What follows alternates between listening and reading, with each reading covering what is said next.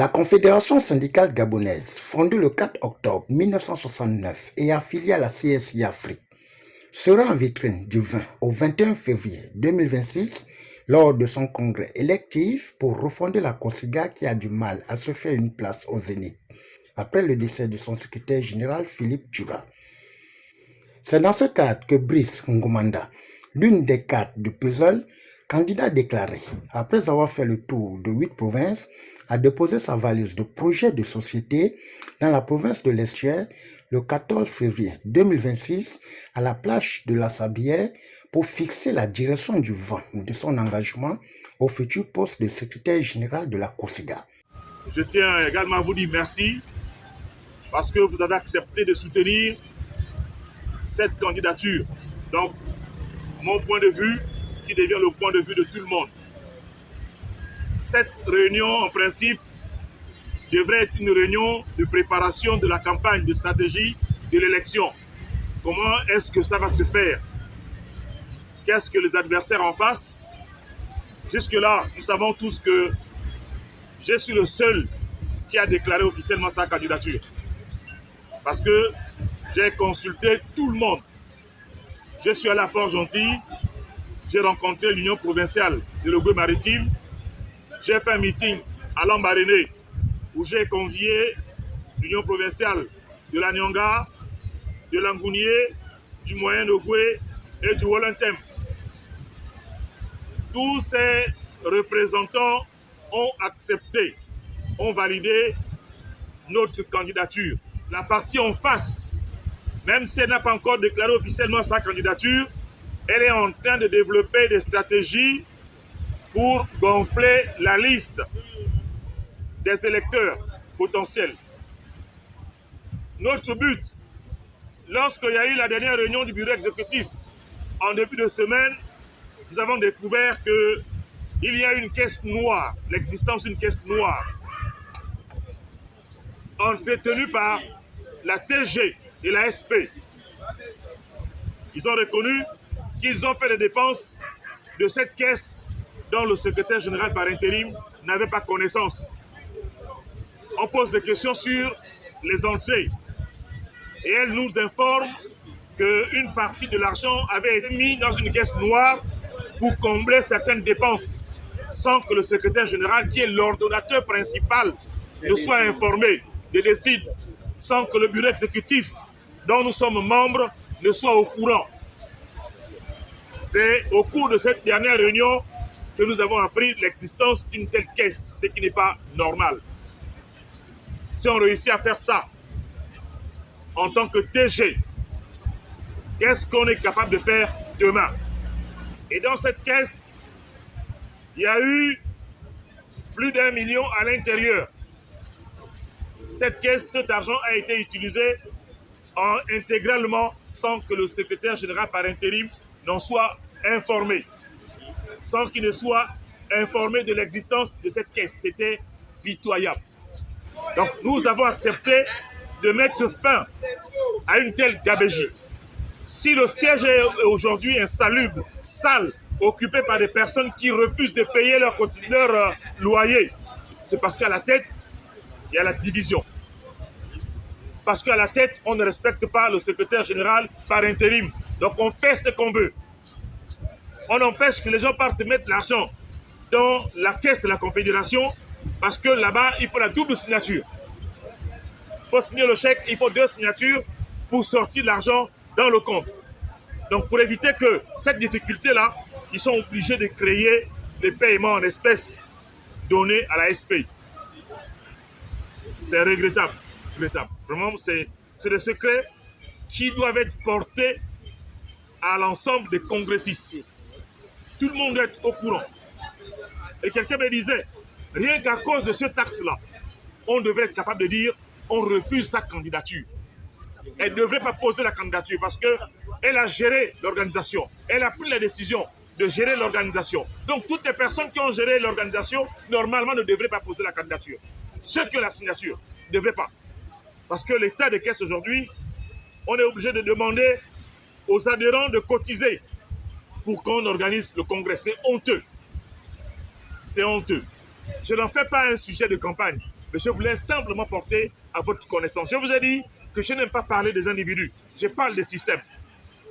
Mon problème, ce n'est pas les individus. Parce qu'à la COSIGA, on a besoin de tout le monde, de toutes les énergies. Donc de tous les individus. Ce qu'il faut combattre, ce sont les systèmes qui font en sorte que les gens qui cotisent ne voient pas où passe leur argent.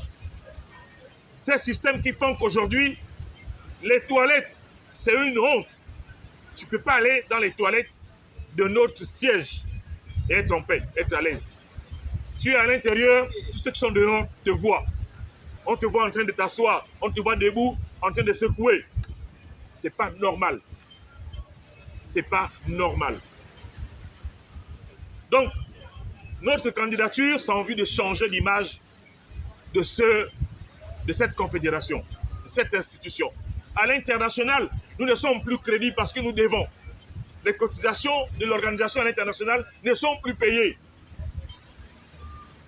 Les mêmes individus qui ont le droit d'utiliser nos cotisations disent que la COSIGA leur donne de l'argent.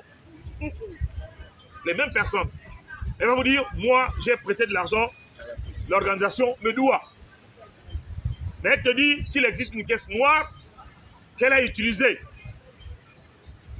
Donc, c'est tout un tohu-bohu. C'est un chaos total. C'est un chaos total. Ils veulent exiger que le camarade Ogele, qui a fait l'intérim pendant le vivant, paix à son âme du camarade Dula, il lui demande de faire un rapport financier. Je ne sais pas s'il gérait de l'argent. Je ne pense pas qu'il gérait de l'argent. On a pris certaines responsabilités, on a mis sur le coup du camarade Ogele. Incapable de nous donner les véritables pièces comptables qui justifient l'utilisation de l'argent. Je dis bien incapable.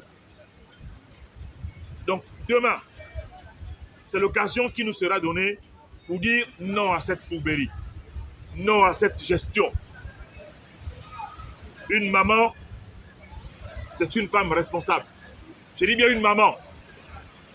C'est vrai que toutes les femmes sont des mères en puissance.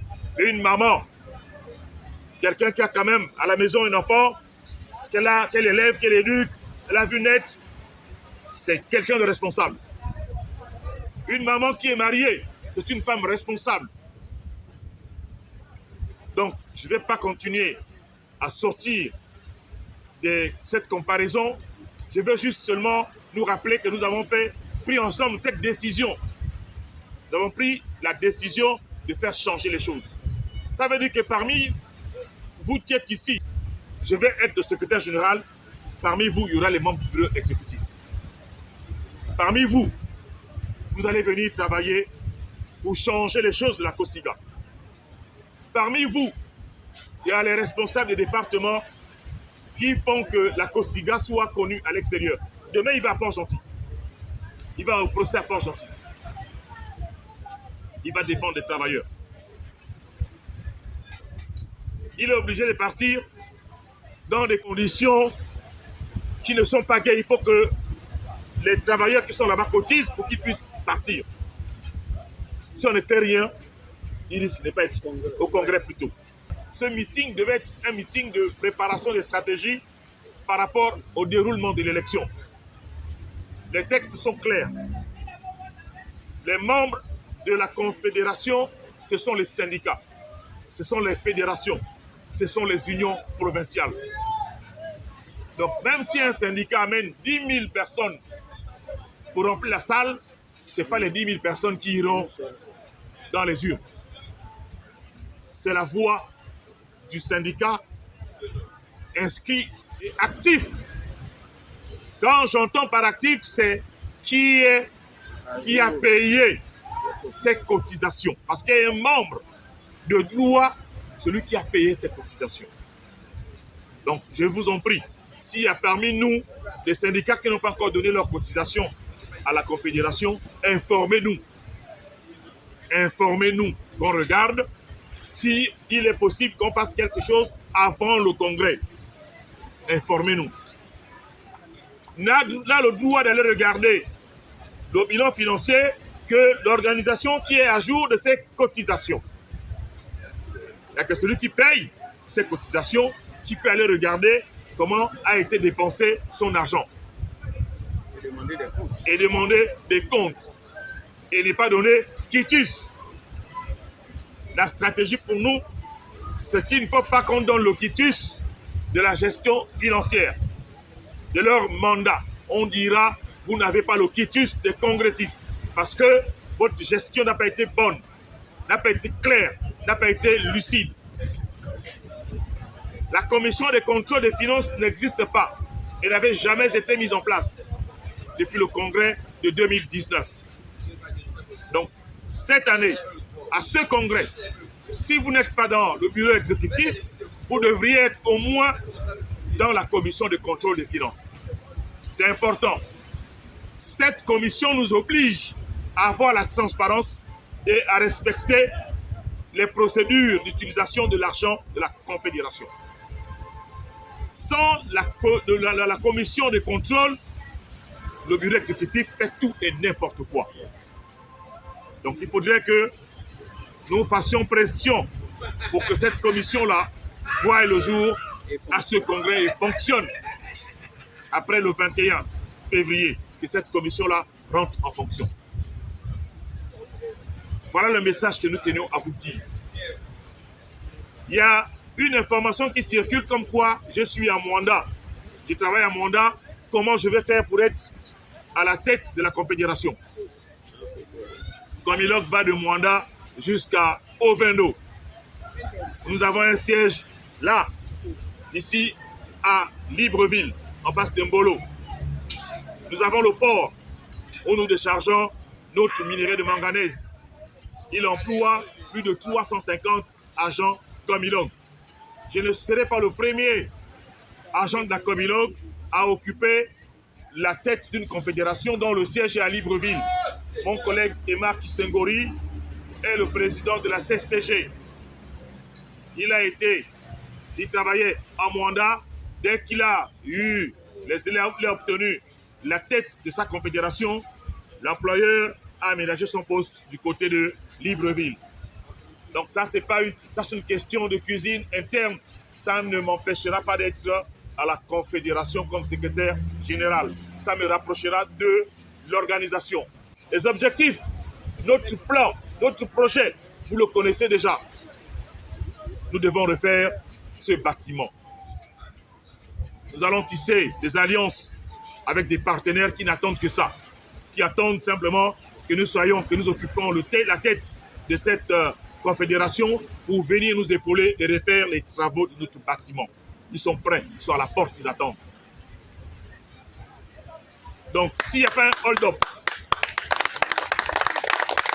Cette déclaration de candidature a été accueillie chaleureusement par des responsables des syndicats affiliés à la COSEGA qui n'ont pas hésité à donner leur avis et sentiments face aux enjeux de cette élection qui favorisera un travail décent, un dialogue social serein et objectif. Nous avons l'obligation d'élire, selon nos statuts, un secrétaire général qui sera élu avec l'assentiment de tous les organes de base constituant la COSEGA. Mon choix pour le camarade Ngomanda ne vient pas un peu de moi. Ça vient aussi de l'homme qui nous a laissé, le secrétaire général sortant, et qui m'avait dit ceci: Landry, si tu n'es pas candidat pour prendre la COSEGA et que Ngomanda se présente, il faut le soutenir. Donc c'est en mémoire du secrétaire général que je soutiens le camarade Ngomanda. Aujourd'hui, pour prendre attache avec le candidat du secrétariat général de la COSEGA, qui est M. Brice Romanda. Alors pourquoi je suis là? Parce que j'ai écouté son projet de société et je trouve qu'il concorde avec les attentes des syndiqués que nous sommes. Alors aujourd'hui, la COSEGA a besoin de renouveau, a besoin de dynamisme et a besoin d'un vent nouveau, un vent frais. Pour cela, je vous encourage à voter pour le candidat du changement, le candidat du développement, mais aussi le candidat de la réussite? Je soutiens la candidature de mon candidat, que vous connaissez déjà. Donc, c'est tout simplement parce qu'il faudrait que les choses changent. Il faudrait que les choses changent. Et on s'est rendu compte que depuis le départ d'Alini et tout récemment le départ du camarade Djoula, les choses ne tournent pas bien, les choses ne tournent pas en rond. Et les travailleurs sont abandonnés à eux-mêmes. Et voilà, nous avons pris le taureau par les cornes, essayer de mettre les choses, sinon le train, sur les rails. Exactement, nous constatons dans la foulée que nos camarades en face, ça veut dire ceux qui assurent l'intérim de la COSIGA au jour d'aujourd'hui, n'ont pas encore présenté de candidats. Et on constate aussi en même temps que leur gestion a été exécrable.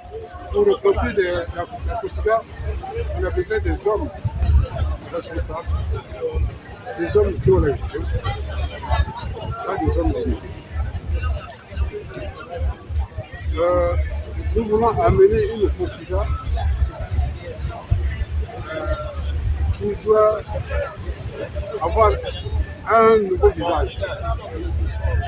Et un visage qui fera en sorte que, au niveau national et international, soit entendu, soit accepté.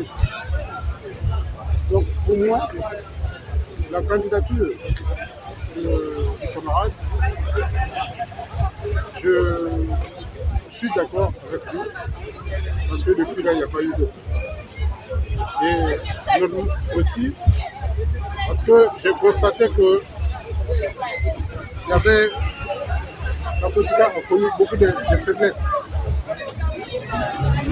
Et la COSIGA n'intervenait plus rapidement à certaines situations. Et aujourd'hui, je prends mon cas. J'ai été arrêté arbitrairement. Une minute de silence a été rendue à Philippe Djoula, défenseur des droits des travailleurs.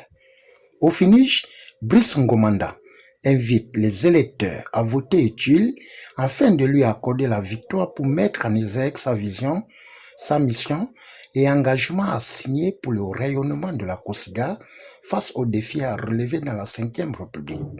Nous sommes forts! Nous sommes forts! Nous sommes forts!